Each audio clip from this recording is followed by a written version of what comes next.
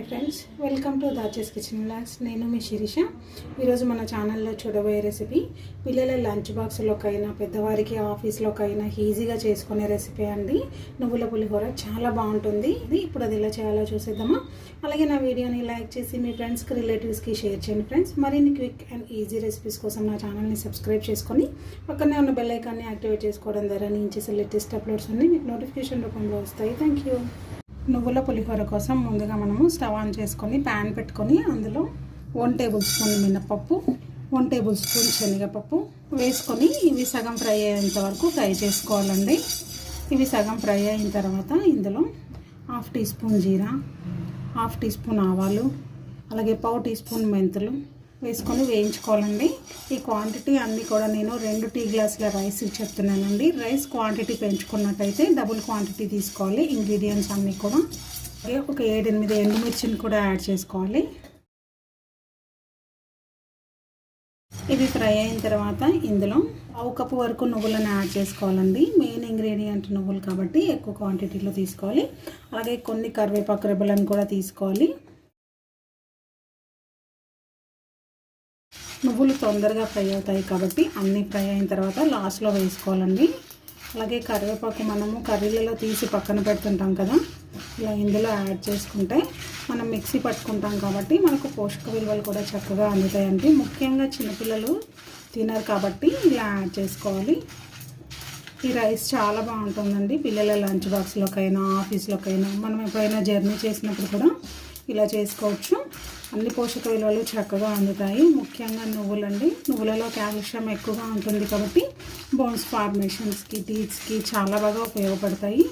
ఇవన్నీ కూడా చక్కగా ఫ్రై అయిపోయినాయి కదా, స్టవ్ ఆఫ్ వేసుకొని చల్లారబెట్టుకోవాలి. ఇవి కంప్లీట్గా చల్లబడిపోయాయండి. చల్లబడిపోయిన తర్వాత మిక్సీ పట్టుకుంటేనే మనకు పొడి పొడిగా వస్తుందండి.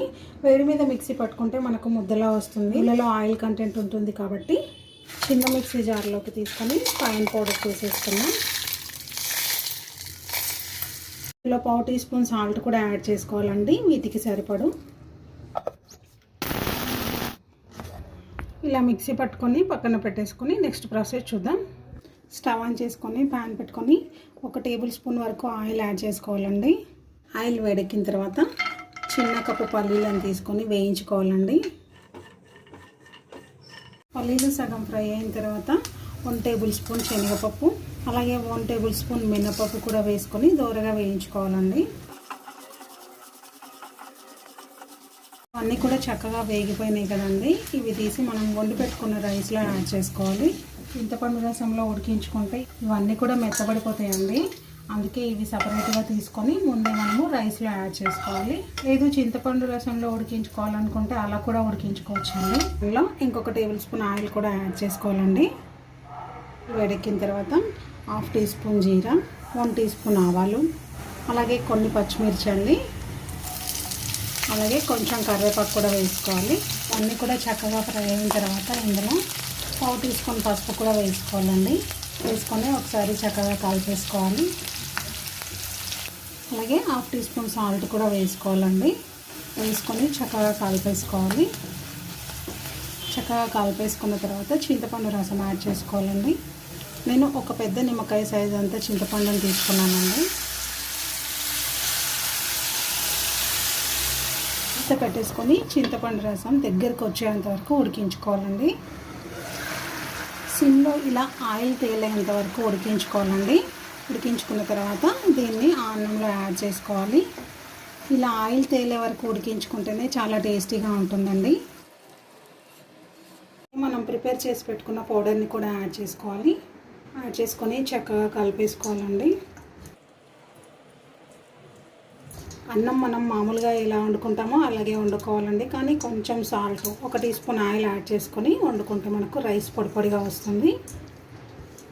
ఈ రైస్ వెంటనే తినే కన్నా కూడా ఒక 1 అవర్ తర్వాత తింటే ఆ ఫ్లేవర్స్ అన్నీ కూడా రైస్కి పట్టి చాలా బాగుంటుందండి టేస్ట్. పులిహోర అంటే ఎక్కువగా మనం చింతపండుతో ట్రై చేస్తుంటాం కదా, ఇలా నువ్వుల పొడి యాడ్ చేసుకుంటే టేస్ట్ చాలా బాగుంటుంది. అదేవిధంగా పోషక విలువలు కూడా చక్కగా అందుతాయండి మనకు. టేస్టీగా ఉండే నువ్వుల పులిహోర ఎలా చేయాలో చూసారు కదండి. మీరు కూడా ట్రై చేయండి, చాలా బాగుంటుంది.